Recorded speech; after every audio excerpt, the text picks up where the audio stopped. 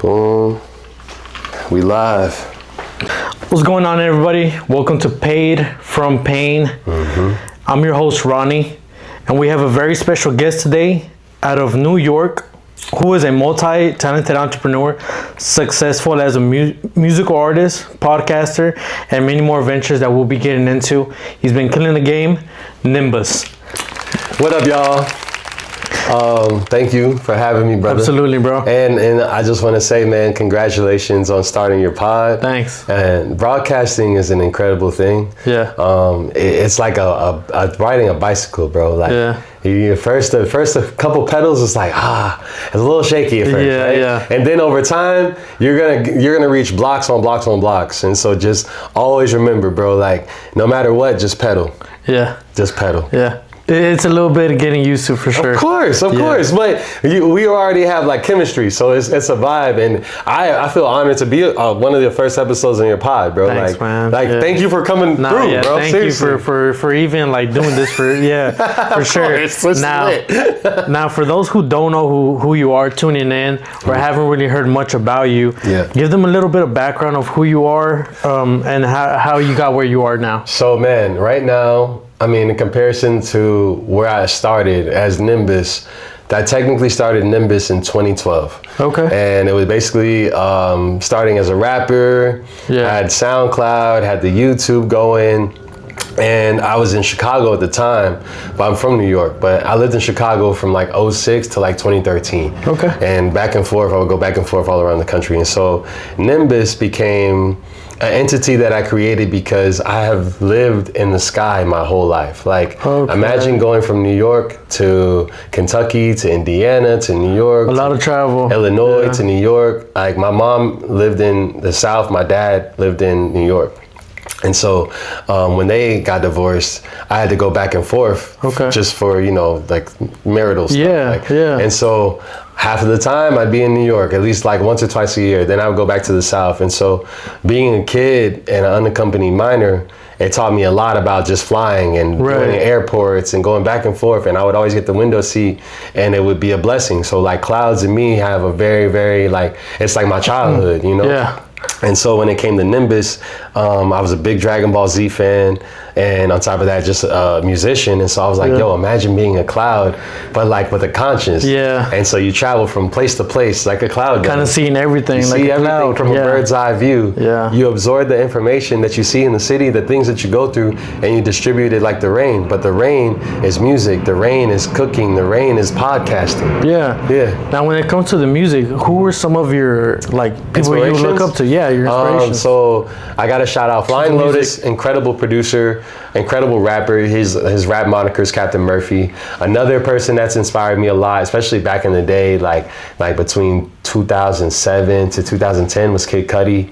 And we were just talking about Chip the Ripper. Yeah. He's also a big inspiration. Shout out King Chip. Yeah, shout out. And man, just people that, really, really put their all into their music. Tyler, the Creator. I'm a big fan of Tyler, bro. Like watching him, I remember seeing his first billboard in Manhattan when he dropped Goblin. And you have that unique style as well. Yeah, so that's why it kind of attracted me to your music and the style of the beats that you put out. Thank you, bro. Thank you. Yeah.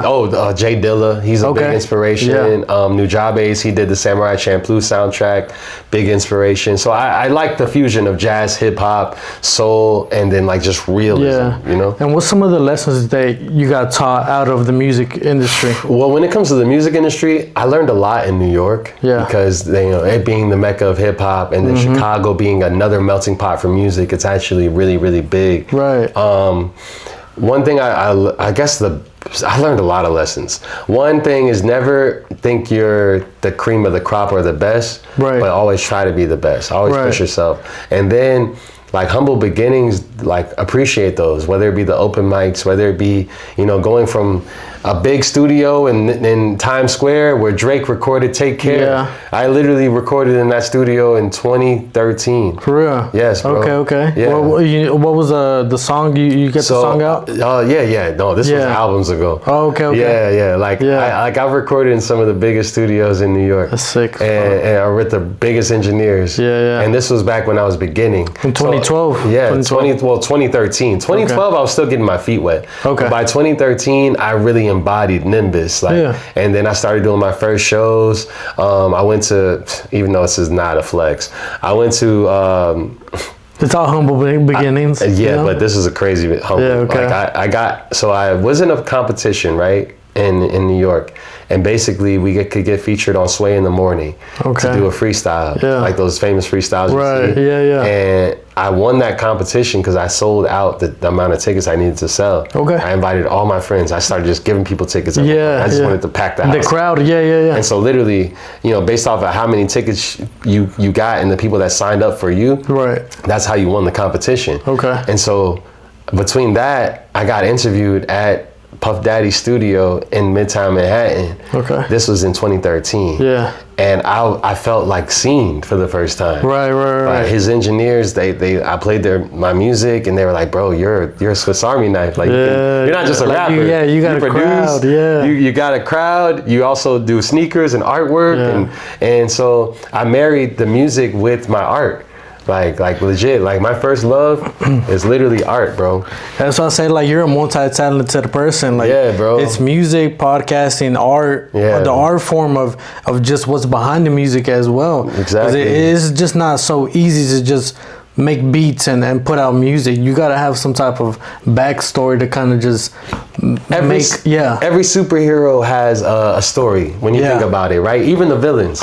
There's always a story about how when they started versus where they are. Right. And some people just see us for when we're popping. Right. They don't see the come up. Because you have the cooking channel. What was the channel? Cooking with them. The Cooking with Them. Yeah. And I like going back to that. Like, you can't just mix any type of recipe and make something good out of it. You gotta have that perfect sequence to make just like music. Yeah. You gotta have that background story, the lyrics, and the perfect beat to kind of just put everything together. Absolutely. And cook something nice up in it. Yeah, think about a fajita steak. Yeah. Something simple as a fajita steak, right? You're gonna have your bell peppers, you're gonna have your onion, you're gonna have all these different seasonings that you add to it. Yeah. Then you're gonna add the steak on top. And what the onions does is it actually makes the steak from burning because all that water that's in the onion. Right. Then the flavor cooks into the meat. Yeah. And so I do that a lot. Like I might make fajitas tonight. Okay. You know what I'm saying? No, for real. Yeah, not for real. But yeah, bro. I marry all of my art with each other because it all is me. Right. Now, this is very interesting. If everything disappeared tomorrow, how would you rebuild your life back? From zero, right? From zero. So the thing about rebuilding, I've lost it all multiple times. Right. I've had to leave behind closets worth of clothes in Chicago when I moved to LA. And that's the story of an entrepreneur for sure. I mean, one thing Drake says, even though he gets bashed a lot, is, you can make $1 million. It don't mean you can take it with you. Mm-hmm. And so when I learned that life lesson over and over and over again in New York, Chicago, LA, Texas, there's a lot of things I had to leave behind in order to become the man that I am today. Yeah. The things that you see in this room, I'm not going to be able to take it all with me. Right. You know what I mean? To my next destination. Yeah. And so I always am constantly rebuilding, but the one thing that I would always make sure I keep is myself. Because you can go from 0 to 100 real quick, but who's gonna drive you there? You or somebody else? Right. It's gonna be you. So you're gonna have to rely on you regardless every day. And no matter if you got 100,000 in the bank or you got $0 in the bank. I was happy to get a phone call when we met. Shorty just sent me, shout out Mooney. She just sent me a little, I needed that. You know what I'm saying? So it's like, it's really a mindset thing, bro. Like, and currency, what we have, this podcast, it's all things that we have as a material things, right? But no matter what, as long as you keep yourself intact, your spirit intact, your mind intact, dog, you can manifest anything. Yeah, and that kind of skates to the next question I want to ask you. What's something that pain taught you that money couldn't? Wow.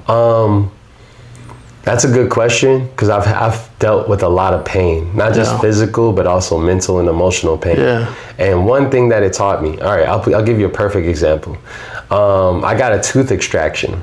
Okay. And I got really bad cavities. Like wisdom. Cavities. Oh, okay, yeah. And that type of pain is nerve damage pain that's in there. That type of pain is so painful. It wouldn't matter if I had $100 million. Okay.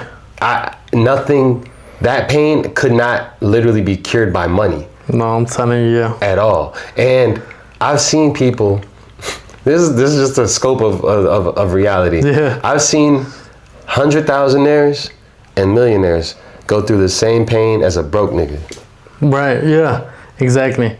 And sometimes I've actually seen people that had less money be happier than the people with the most. Yeah. And so what it taught me is it's not necessarily about how much money you make, it's about the lifestyle you live, what you do with it, and then how much good sleep you get. Like, there's certain people that don't sleep because they have so much things going on. And I'm one of those people. I take naps. I don't really take long sleep. Long sleep, but peace of mind is something that, in my opinion, sorry I'm so long-winded, but peace of mind is something that is priceless.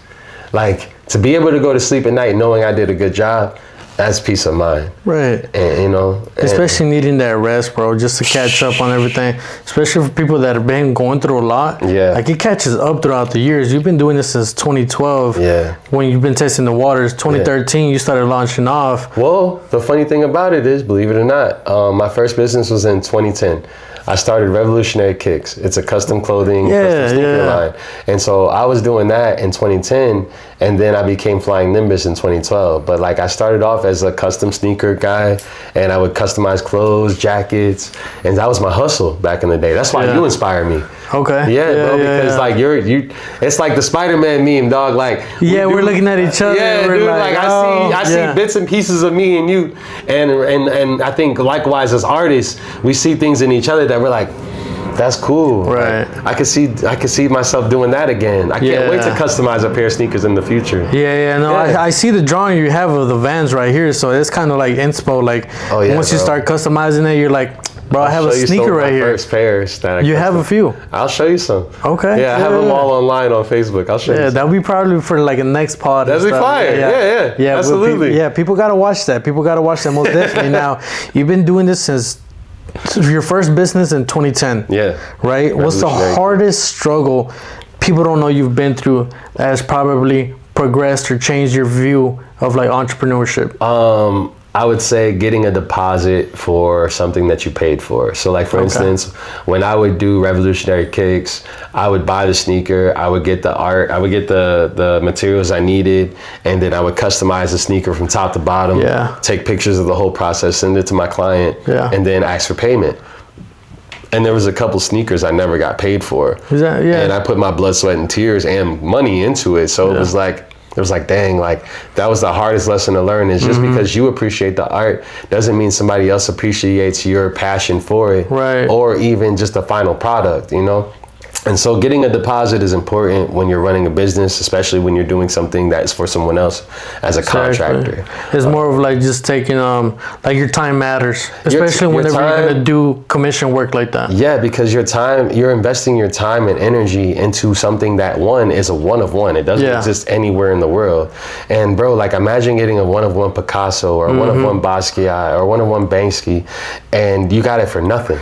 Yeah. You know what I'm saying? And it's like, some people took advantage of that when somebody that really wanted to pay you skipped out on them. I got booked for like shows. I literally had, so there's a place in Lower East Side Manhattan called Alphabet City. And I actually had an installation where my art and my custom sneakers were all over the wall in this club. And people literally came through. We had a photo shoot. We had a bunch of people come through, and it was the biggest thing that ever could happen to me. Man, no, it was huge. Shout out my boy PJ O'Rourke. The jacket right there in the middle, the New York that patch, that New York fuckery. Yeah, he made that patch. That man with that green and yellow is like Like Well, the green- high school color, like something like that. Yeah, So man. I got that jacket from the Vintage Empire down the street, and then I ordered the patch from New York for $80. Okay. But that patch is symbolic of my friendship with a dude that gave me the first opportunity as an artist. Yeah. And so like I told him I'm gonna support him for life, you know? Yeah, no, that's a beautiful piece right there for sure. Thank you, And it man. came with the bomber jacket like that? No. Oh, you just put the patch on it? I got it from him? No. I ordered the patch from New York. I got the patch. I bought the jacket for $70 for my birthday. And then I got a seamstress that lives in the same building to sew it on for me for $40. Oh, yeah, So yeah. it's a multi, like that jacket cost, it totaled out to about like $200 and something. But I had 3 different prominent artists put their hands on it, including myself. Yeah. That's beautiful, man. That came in clutch with Shout out everything. my boy New York. Nah, for real, man. Yeah. Nah, that's a beautiful piece right there. Thank you. Now, is everything the brand New York Fuckery like that? So New York Fuckery is a part of, it's like one of his many art pieces that he's done, but he actually got sued by the New York Lottery and won because of artistic expression. He won the battle with the New York Lottery, which is like, that's like beating the bank, bro. Like, not exactly and stuff. Because that's like the same logo as the New York Lottery. When you see it at bodegas and delis and shit, like it looks just like that. Only it doesn't have New York It has New York Lottery, not New York Fuckery. Yeah. So, now, for the last question, man, your story has been very inspiring. I'm sure very inspiring to me, and then to a lot of other people that has been in contact with you. Thank you. Now, if everything happened to disappear tomorrow, how would you rebuild your life from zero, knowing what you know now? Knowing what I know now from zero, if everything like was to go tomorrow, I would start with education based off of the things that I know society needs. Yeah. Typically, you have to think about what's a resource to the world right now. You know what I mean? And I know people would need to tell their story because if I lost it all, I'm not the only one. Yeah. So then I would hit the streets. And I would take everything that I have that I can carry and literally pod anywhere. And you'd be surprised when you put a mic up and a good camera, how many conversations can happen. Exactly. We see it all the time on the internet. Yeah. So all I would do is find a place or an event or a space where I know I'm welcome because I got good cachet outside, and literally would create like a moment for myself, which would then bridge opportunity and potential revenue. Yeah. Get as many eyes on you as possible. Yeah, utilizing my content and my superpower, which is communication. Yeah, man. Well, your story has been really like inspiring to me and to many others. Thank you. And let people know where they can find you at. So on Instagram, NYMBUS __. That's Nimbus __. Also New York Minute Podcast, and on YouTube, Flying Nimbus, FLYING NYMBUS. And on all streaming platforms, Flying Nimbus, man. But no, seriously, Ronnie, thank you for having me, bro. Yeah, most this definitely. is cool as hell. Like I said, I want to give you your flowers here. Like you're the one that inspired me to even start podcasting and getting to know people a lot more behind the stories. Word. So I really appreciate that. You know, shout out Nimbus. Thank you. And y'all check out New York Minute Podcast on Instagram and on YouTube. Give my man his attention. Hey. And he's the one that started this all. Hey. So I appreciate you guys for checking out Paid from Pain, and to the next one. Paid from Pain. Let's get it.